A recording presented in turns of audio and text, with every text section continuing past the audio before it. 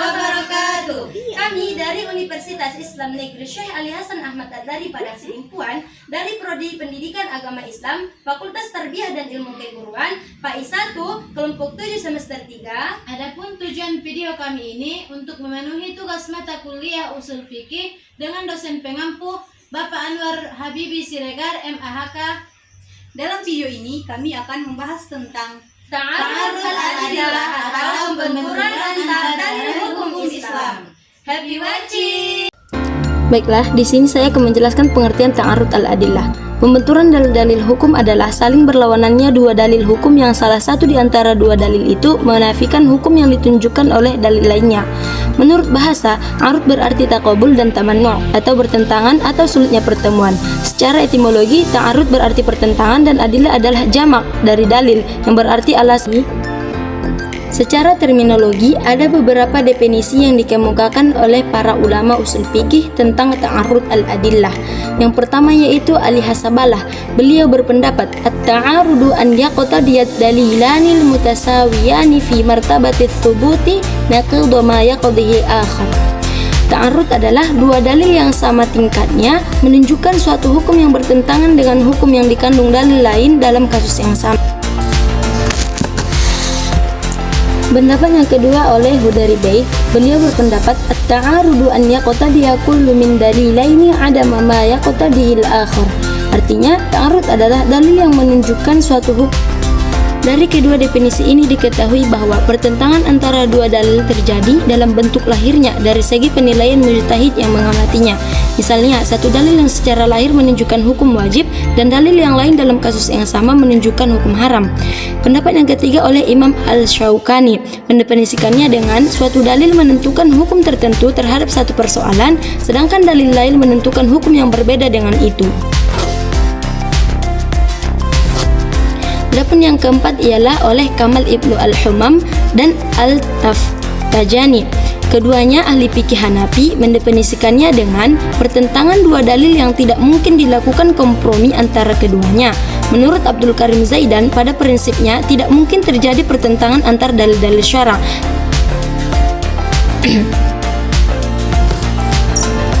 Atas dasar ini dapat dipastikan bahwa ta'arud hanya terjadi antara zohir, bukan secara hakiki, dan yang demikian hanya dalam pandangan mujtahid. Kadangkala sebagian mujtahid menilai suatu dalil bertentangan dengan dalil lain karena terkait dengan kekuatan Dengan demikian, ta'arud terjadi ketika mujtahid menetapkan hukum yang dikandung sebuah dalil, tetapi pada saat yang sama ada dalil lain yang menunjukkan pada hukum lain yang bertentangan dengan dalil pertama. Misalnya dalam Quran surah Al-Baqarah ayat 240 dijelaskan tentang ketentuan iddah wanita yang kematian suami. A'udzu billahi minasyaitonir rajim. Walladzina yatawaffawna minkum wa yadharuna azwajan wasiyatan li azwajihim mata'an ilal hauli ghaira ikhraj. Artinya, dan orang-orang yang akan meninggal dunia di antaramu dan meninggalkan istri, hendaklah berwasiat untuk istrinya, yaitu diberi nafkah hingga setahun lamanya dengan tidak disuruh pindah dari. Ayat ini menjelaskan secara umum tentang iddah wanita kematian suami, yaitu 1 tahun.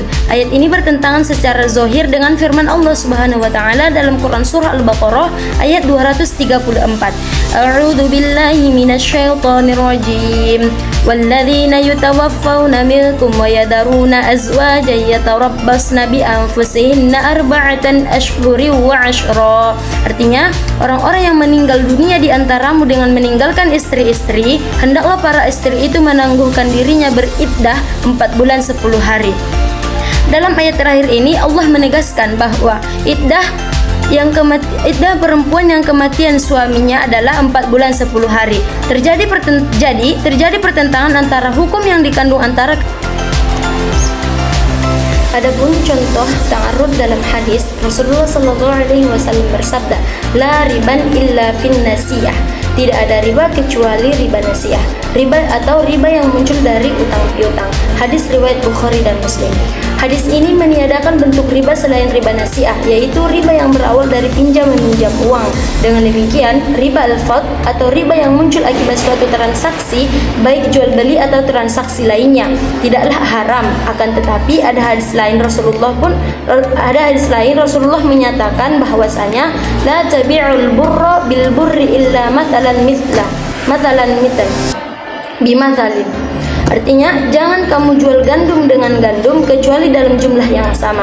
Hadis riwayat Bukhari, Muslim dan Ahmad ibn Hanbal. Hadis ini mengandung hukum bahwa riba al-fadl diharamkan. Antara kedua hadis tersebut terkandung pertentangan hukum dalam masalah riba al-fadl. Hadis pertama membolehkan. Contoh ta'arud dalam qiyas. Muhammad Abu Zahra mencontohkan tentang masalah perwalian. Aliran Hanafiyah memiliki pandangan atau pemahaman yang berbeda dengan aliran Imam Asy-Syafi'i tentang illat perwalian bagi anak perempuan. Menurut Imam Abu Hanifah, illat perwalian adalah sighar atau keadaan di bawah umur. Oleh karena itu, hak perwalian hilang apabila anak itu sudah balik atau sudah dewasa. Adapun menurut Imam Syafi'i, illatnya adalah biqarah atau kegadisan. Jadi hak perwalian hilang apabila anak tersebut melangsungkan pernikahan walaupun belum sampai pada usia balik, dan hak perwalian tetap ada walaupun usia sudah sampai balik tetapi belum menikah. Sekian dari saya. Assalamualaikum warahmatullahi wabarakatuh. Perkenalkan, saya Risma Dongoran, NIM 2320100216 dari Ruang 1 Mata Kuliah Ushul Fiqh. Di sini saya akan menjelaskan materi kita mengenai pembenturan antar dalil hukum Islam. Yang pertama, penyelesaian dalil-dalil yang berbenturan. Terdapat perbedaan antara ulama Hanafiyah dan Syafi'iyah dalam menyelesaikan ta'arrud al-adillah. Menurut ulama Hanafiyah, jika terjadi ta'arrud al-adillah, maka menyelesaikan dengan cara yang pertama, nasikh. Nasikh adalah membatalkan hukum yang ada didasarkan adanya dalil-dalil yang bertentangan, kemudian mengandung hukum yang berbeda dengan hukum yang pertama. Yang kedua, tarjih. Tarjih adalah menguatkan satu dari dua dalil yang bertentangan dengan mempertimbangkan indikator yang mendukungnya. Tarjih bisa dilakukan dari tiga sisi. Yang pertama, petunjuk kandungan lafal nasikh. Contohnya, menguatkan nasikh yang muhkam atau hukumnya pasti dan tidak bisa dinasikh atau dibatalkan. Hukumnya pasti tetap masih bisa dinasikhkan. Yang kedua, dari segi hukum yang dikandungnya, seperti menguatkan dalil yang mengandung hukum haram dan dalil yang mengandung hukum mubah atau boleh. Yang ketiga, dari sisi keadilan periwayatan suatu hadis. 3. Al-jam'u wa taufiq. Al-jam'u wa taufiq adalah mengumpulkan dalil-dalil yang bertentangan itu kemudian mengkompromikannya.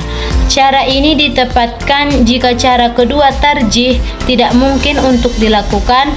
Caranya dengan mengkompromikan dua dalil-dalil yang bertentangan itu. Dengan demikian, pengkompromian antar dalil yang secara lahiriah bertentangan dengan diselesaikan. Yang keempat, tasakut al-adillah. Tasakut al-adillah adalah menggugurkan kedua dalil yang bertentangan. Adapun menurut Syafi'iyah adalah beberapa metode untuk menyelesaikan pertentangan antara dalil-dalil. Yang pertama, al-jam'u wa taufiq. Yang kedua, menggunakan cara tarjih. Yang ketiga, nasikh. Yang keempat, tasakut al-adillah. Baiklah, sekian dari saya. Semoga bermanfaat. Kurang dan janggalnya saya mohon maaf kepada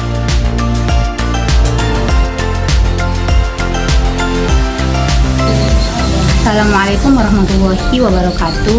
Perkenalkan, saya Nur Ildayanti Siregar, NIM 2320100224 Di sini saya akan menjelaskan mata kuliah kita yang berjudul tentang pembenturan antar dalil hukum Islam. Baiklah, langsung saja ke materi saya, yaitu tentang tarjih. Pengertian tarjih. Secara bahasa, kata tarjih berarti menguatkan. Kajian tentang tarjih terkait erat dengan adanya pertentangan antara dua dalil secara lahir yang sederajat.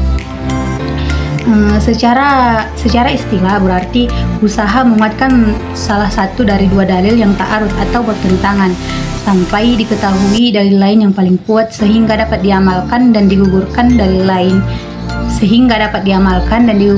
lain yang lemah. Selanjutnya macam-macam tarjih.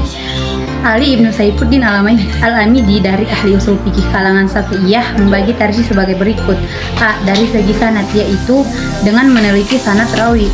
Menurut ulama usul fikih, hadis yang diriwayatkan oleh perawi yang banyak itu dapat diunggulkan dari hadis yang diriwayatkan oleh hadis yang lebih sedikit jumlah perawinya. Selanjutnya B. Dari segi matan. Bila terjadi pertentangan dua dalil tentang hukum suatu masalah, maka dalil yang mengandung ketentuan larangan itu didahulukan dari dalil yang memperbolehkan. Selanjutnya C. Dari faktor luar. Jika ada faktor luar yang mendukung salah satu dari dalil yang mendapatkan dukungan dari luar yang dimenangkan, dari dalil yang mendapatkan dukungan dari luar yang dimenangkan, faktor luar biasa berbentuk hasil ijtihad. Selanjutnya, pengertian nasik. Abu Husain berargumen bahwa penggunaan kata nasik dengan arti memindahkan dalam ucapan "saya menasihkan buku itu" adalah secara majazi, karena menurut hakikatnya apa yang ada dalam buku tidak mungkin dipindahkan karena ia masih tetap ada. Bila kata nasih dalam kalimat itu bermajazi dengan arti memindahkan, maka arti hakikatnya adalah menghilangkan. Jadi kesimpulan dalam isi video kami adalah, dalam ilmu usul fikih, ta'arud al-adillah adalah istilah yang merujuk pada situasi di mana dua atau lebih dalil syar'i atau dalil agama tampak bertentangan satu sama lain dalam satu hukum. Ada beberapa langkah untuk mengatasi perbedaan ini. Yang pertama, al-jam'u wa at-taufiq atau kompromi dan harmonisasi. Mencoba memahami kedua dalil dalam konteks yang berbeda atau situasi khusus sehingga dalil-dalil tersebut tidak lagi bertentangan. Yang kedua, at-tarzih atau memilih yang lebih kuat. Jika harmonisah tidak mungkin, ulama menentukan dalil yang lebih kuat atau rajih berdasarkan beberapa pertimbangan seperti kesahihan sanad, kejelasan dalil dan lain-lainnya. Yang ketiga, an-nas atau pembatalan hukum. Dalam beberapa kasus, salah satu dalil bisa dianggap mansukh atau dihapus jika terdapat bukti bahwa dalil tersebut diganti dengan dalil lain yang lebih baru.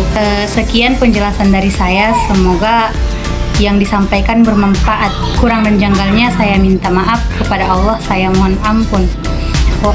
Assalamualaikum warahmatullahi wabarakatuh.